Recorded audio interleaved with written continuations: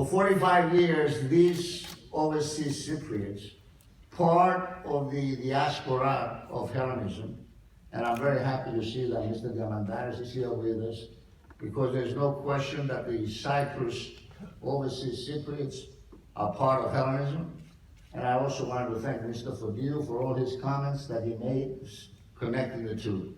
But for 45 years, part of diaspora, we have been united on one proposition.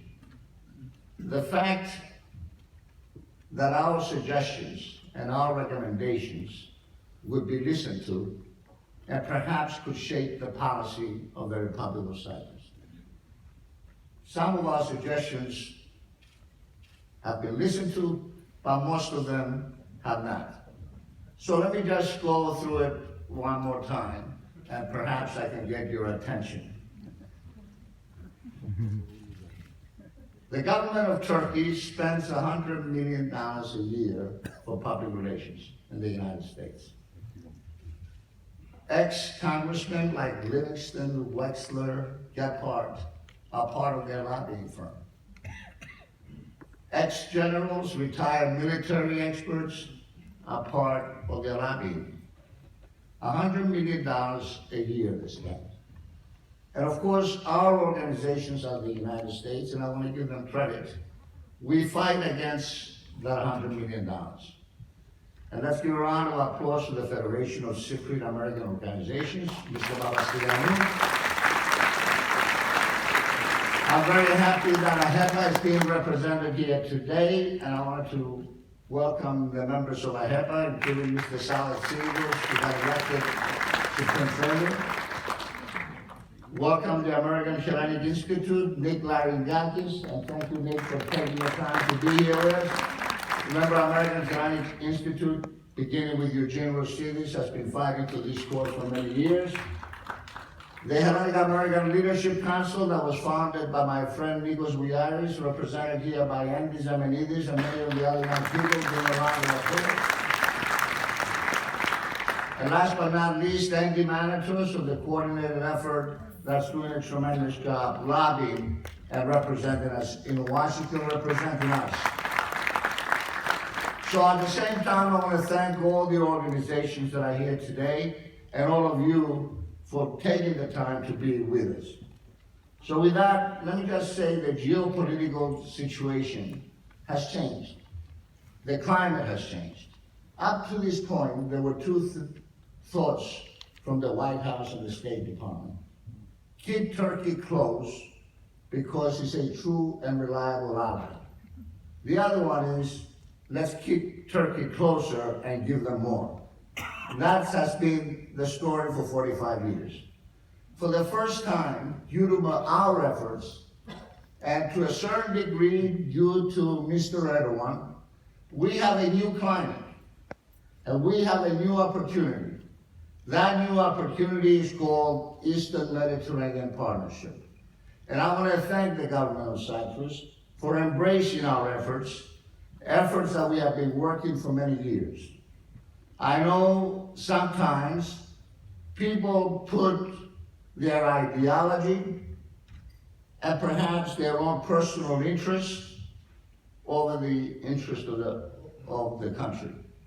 We as American citizens can proudly say, the same time that with the American Jewish Committee, that it is in the best interest of the United States of America, and it is in the best interest of Israel, Cyprus, and Greece to have this Eastern Mediterranean Partnership. It is our hope that the Eastern Mediterranean Partnership will bring the United States of America closer to the Republic of Cyprus and closer to a solution. It is our hope that Israel and Greece and Cyprus will become the rock of the new foreign policy of the United States of America. We have been waiting for this for many, many years, and we are working very hard towards this vision. I know it's difficult, and I know the situation in terms of always negotiating with the Turkish Cypriots. We, as you know, have been in contact with many Turkish Cypriots, They visited Washington, D.C. We had them speak to congressmen and senators. We had them speak into the State Department, and we encouraged them to basically work with us on this issue. But of course we know that neither Mr. Talat or Mr. Akinci can make any decisions.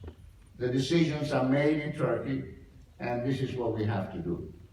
So, Mr. President, I recommend a few things. The first thing is we need a united strategy.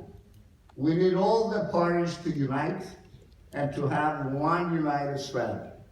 I think the opportunity of the Eastern Mediterranean Partnership, the Eastern Mediterranean Alliance, gives us that opportunity. The second thing is our urge for our public relations. For many years I have been talking about and urging the Cyprus government to spend. At one time I said that they should spend $50 million a year in the United States, and I remember how I was laughed out of the room. And of course I was laughed out of the room many years ago when I said Cyprus should recognize and have a closer relationship with Israel. And I was told that we would lose Mr. Gaddafi if we recognized Israel, and of course we would have problem with Mr. Arafat as well. So these are the history of our recommendations over the years. And I want to once again not lose this opportunity. Of course we can't forget some of the past opportunities that went by. So with that in mind, this working conference that we have, we will concentrate with all the organizations that are here, from Australia, Canada, New Zealand, United Kingdom that is doing a good job, Canada and France, and all of us will work together to try and help towards this policy. I do feel that this particular opportunity, if we can negotiate and put everything on the table, perhaps we can find a solution.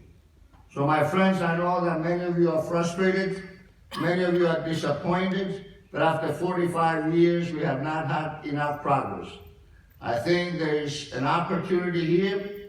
As I always say, the work goes on, the hope endures, and the dream of returning to Guinea will never die. Thank you very much.